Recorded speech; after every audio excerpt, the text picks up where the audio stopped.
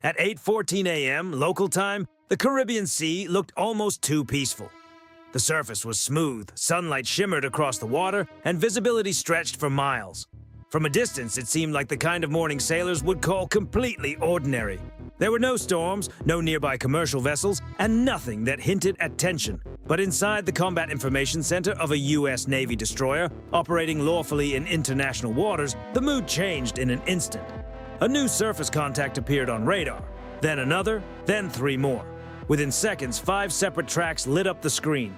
Small naval vessels, low in profile and moving quickly. At first, their course ran parallel to the American ship. That alone was not unusual. Venezuelan patrol vessels had shadowed U.S. ships before, and professional navies do that kind of thing all the time. What made this moment different was what happened next. At 8:17, all 5 contacts changed course at the exact same time. Not randomly, not gradually, together. Their new headings angled inward, closing the space between them and the destroyer. Speed climbed from a normal patrol pace to something much more deliberate. 20 knots, then 23. The closest point of approach began shrinking fast. On the bridge, the officer of the deck stayed calm. He did not need to raise his voice. Log the course change, maintain speed, maintain ROE.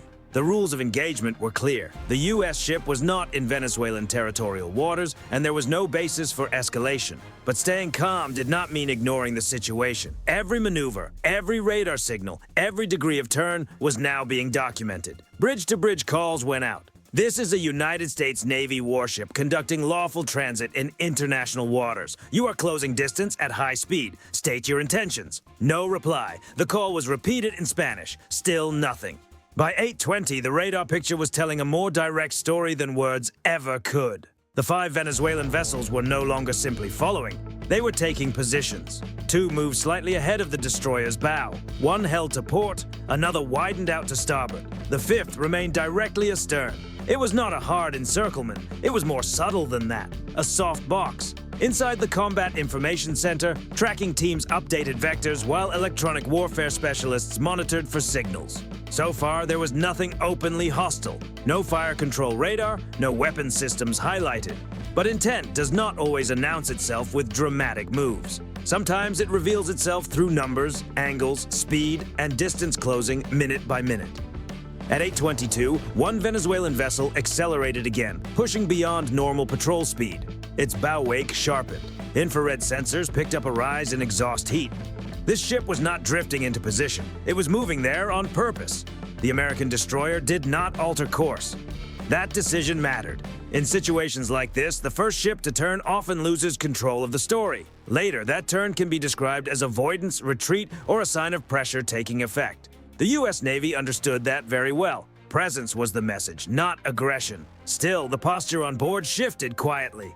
Long-range optical systems zoomed in, capturing hull numbers, deck activity, and crew movement in sharp detail.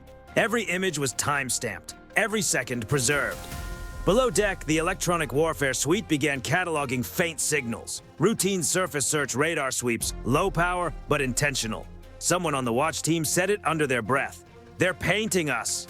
Not targeting, not openly threatening, but watching closely. By 8:24, the nearest Venezuelan vessel was inside 5 nautical miles and still closing. Crew members could be seen near its forward gun mount. No weapons were being actively manned yet, but helmets were on.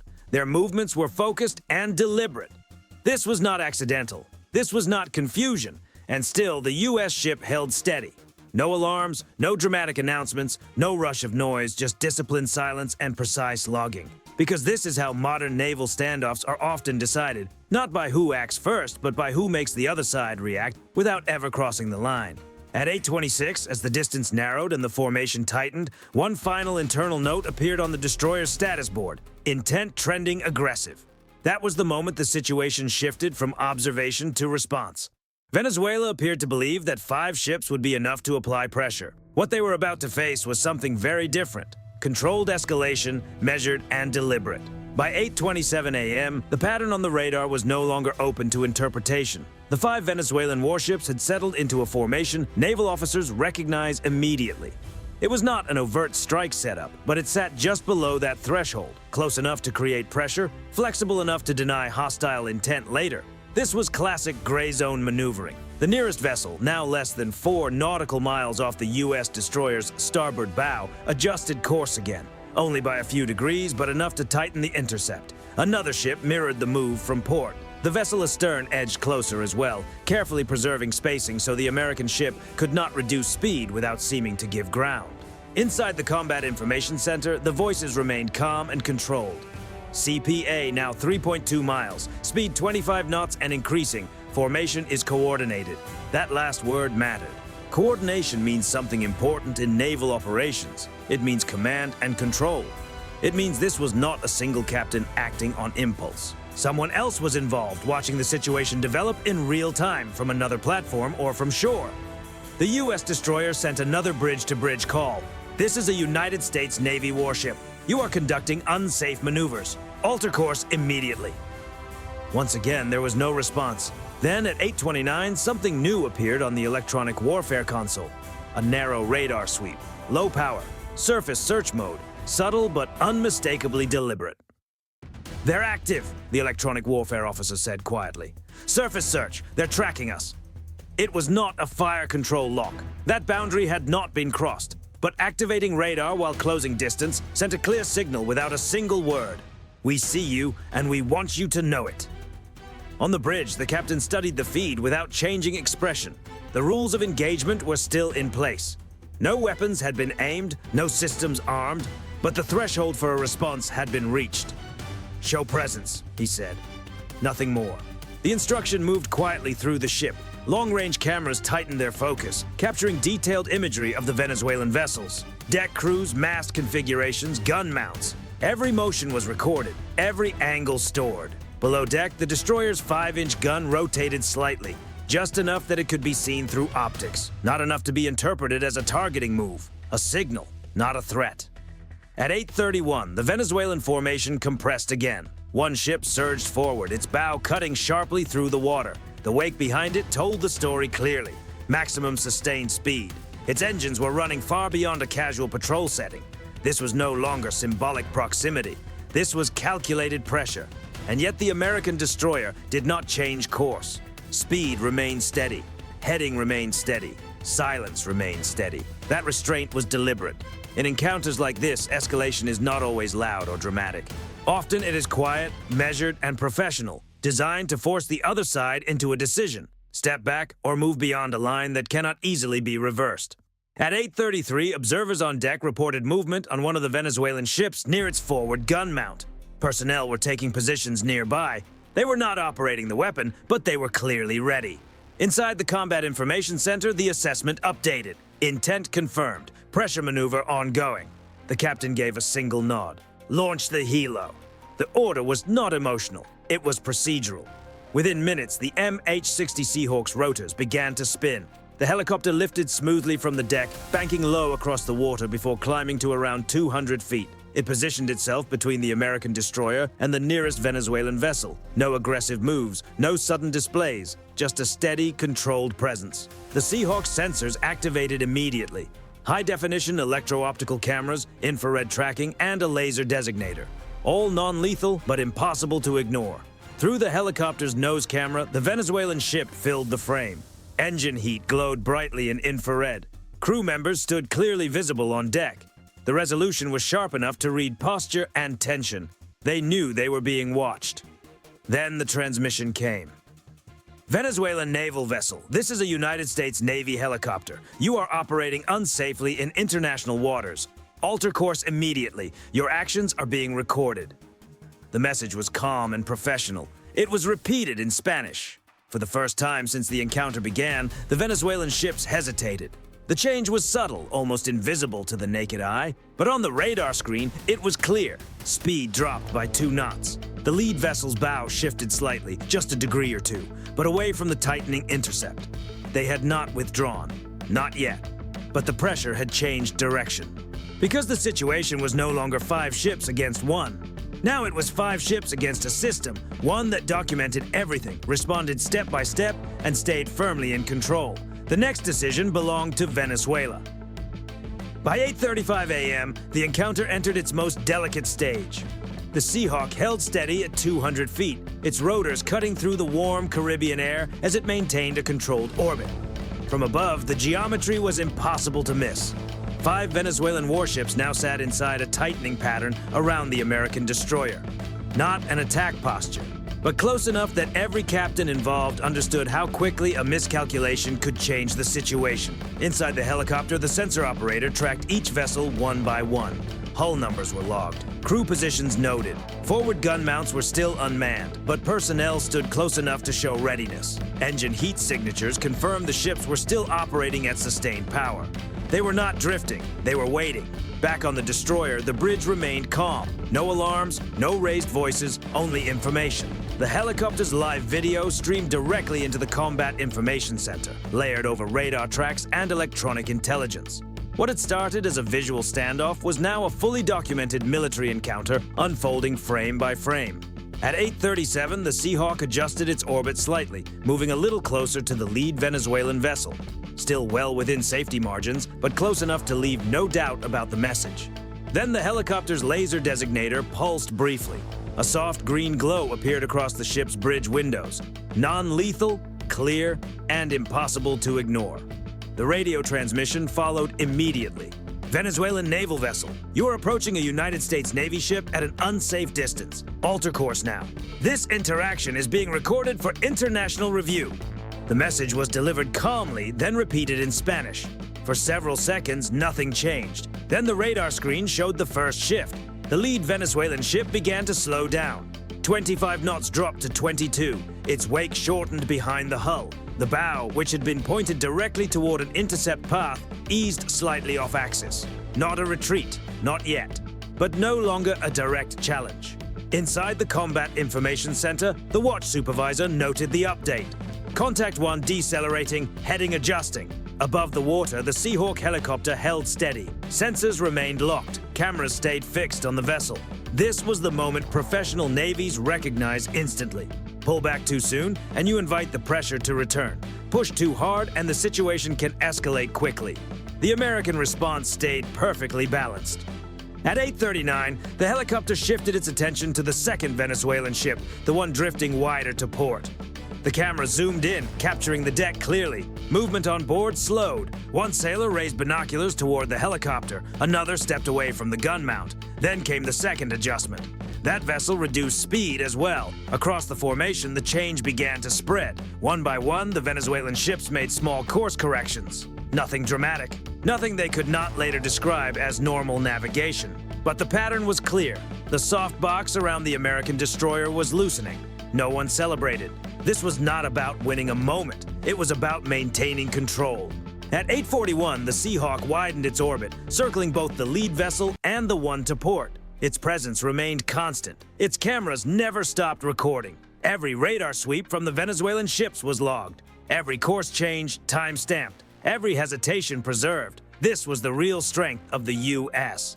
Navy, not just capability, but discipline.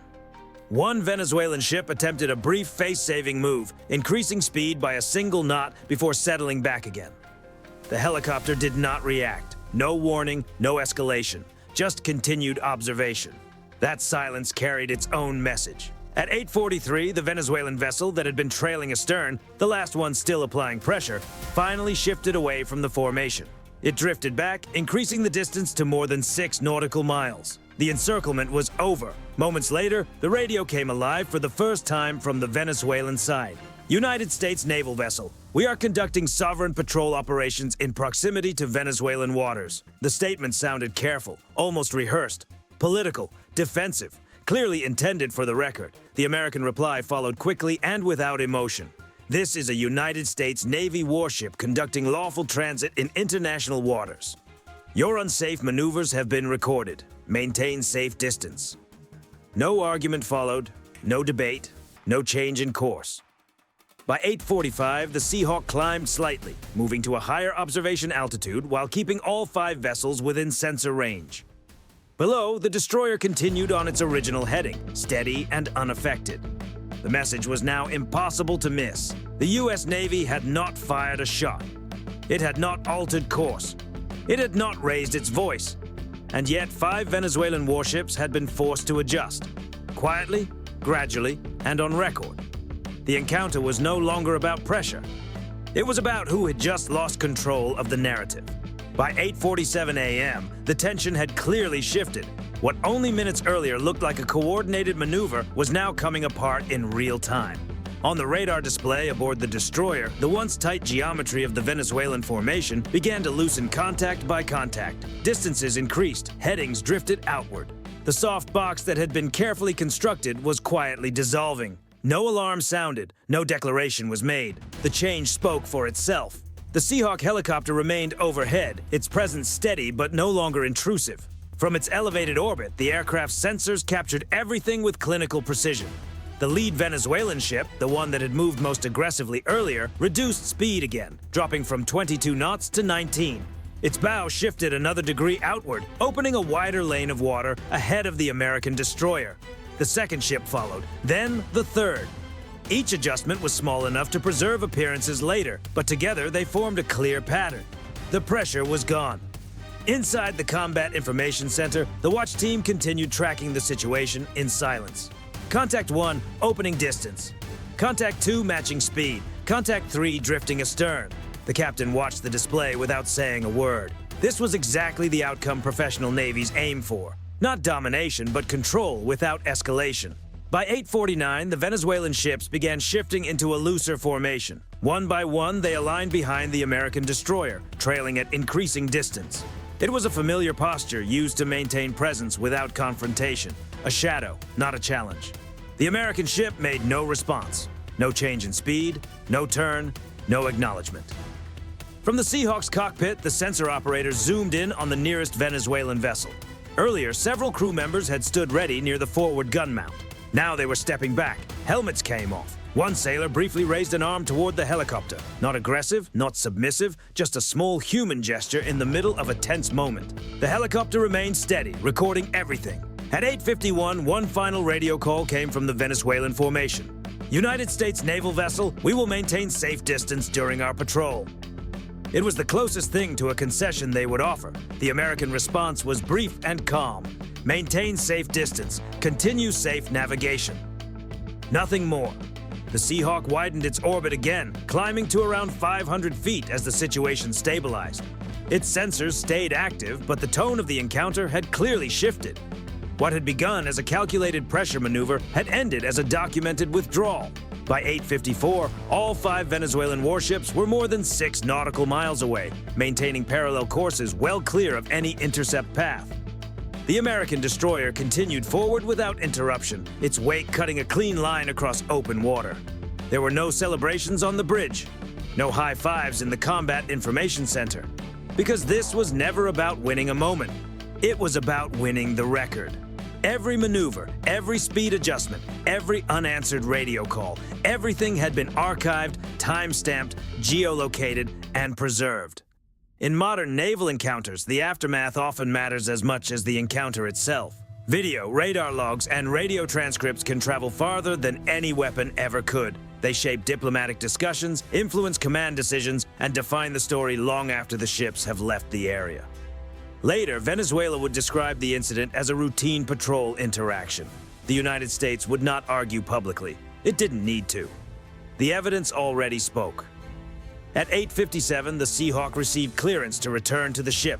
The helicopter banked smoothly toward the destroyer's flight deck. On the horizon, the Venezuelan ships were still visible, still present, still observing, but no longer setting the terms of the encounter. The helicopter touched down. Deck crews secured the aircraft in practiced silence. The moment was over. No threats, no dramatic moves. Just restraint, documentation, and an unbroken course. 5 Venezuelan warships had approached a U.S. Navy destroyer, believing pressure alone might force a reaction. Instead, they had been recorded, outmaneuvered, and quietly pushed to step back, without a single shot fired. And that morning in the Caribbean, that was the only outcome that mattered. By 9:02 a.m., the sea looked calm again. From the outside, nothing seemed unusual. The American destroyer continued on its original course, engines steady, sensors scanning, crew returning to routine watch rotations. Far behind, 5 Venezuelan warships remained at a respectful distance. They were still visible on radar, but no longer relevant to the ship's navigation or mission. The encounter itself had ended, but its consequences were just beginning. Below deck, analysts began assembling the full record. Radar tracks were synchronized with optical footage. Radio transmissions were aligned with timestamps. Course changes, speed variations, and sensor activity were reconstructed minute by minute. This was not storytelling. This was evidence. In modern naval operations, this stage often matters more than the standoff itself, because the real arena isn't always the ocean. Sometimes it's the after-action report, the diplomatic cable, the command review that determines how future encounters will unfold. From a strategic perspective, the Venezuelan maneuver had failed in every key objective. If the goal was intimidation, it didn't succeed. If the aim was to force a course change, it didn't happen. If the intention was to create a dramatic moment for propaganda, the result turned out to be the opposite. 5 ships had attempted to apply pressure. 1 ship absorbed it without changing course. That imbalance is the real lesson. Venezuela's Navy understands it cannot match the United States vessel for vessel. Instead, its strategy often relies on friction, close approaches, ambiguous maneuvers, and situations designed to provoke a reaction. These are gray zone tactics, operating just below the level of open confrontation. But gray zone tactics depend on one critical factor: the other side losing discipline. That never happened. The U.S. Navy followed a playbook refined through decades of similar encounters, from the South China Sea to the Persian Gulf. The steps rarely change. Establish presence. Document everything. Escalate carefully when needed. Never give up control of the narrative. No sudden turns, no emotional decisions, no unnecessary theatrics. Just steady movement and constant recording. That restraint was not weakness, it was control. Because restraint forces the other side to make every move visible, every acceleration, every hesitation, every moment of retreat. And once those choices are documented, they cannot easily be rewritten later. Somewhere ashore, Venezuelan commanders would eventually review footage from their own ships and compare it to what they knew the Americans had recorded. They would see the same sequence. A maneuver that began with confidence and ended quietly. No confrontation, no triumph, just disengagement. For the sailors aboard the American destroyer, it became another entry in the logbook. Another reminder that most modern naval confrontations never reach headlines precisely because they are handled correctly. No explosions means no dramatic footage. No weapons used means no breaking news alerts. But moments like this still shape the future. They establish expectations. They define boundaries. They teach lessons without anyone getting hurt. The message that morning was clear. Pressure alone will not move a U.S. Navy ship operating legally in international waters. Presence will be met with presence. Escalation will be met with discipline. And every move will be recorded. That lesson extends far beyond the Caribbean. The same approach applies everywhere, from contested straits to crowded sea lanes, where rival navies observe each other every day. The side that stays calm, predictable, and professional usually holds the advantage in the long run. As the destroyer continued across open water, its wake stretching clean and uninterrupted behind it, the 5 Venezuelan warships faded into the background. Still there, but no longer in control. And that is how modern naval power is often exercised. Not through force, but through restraint that leaves the other side with fewer options. So here's the question worth thinking about. In a world where a single mistake at sea could trigger a much larger crisis, is disciplined restraint the smartest tool a Navy can use? Or could it invite the next challenge? Let us know what you think, because out on the open ocean, the most important confrontations are often the ones that happen in silence.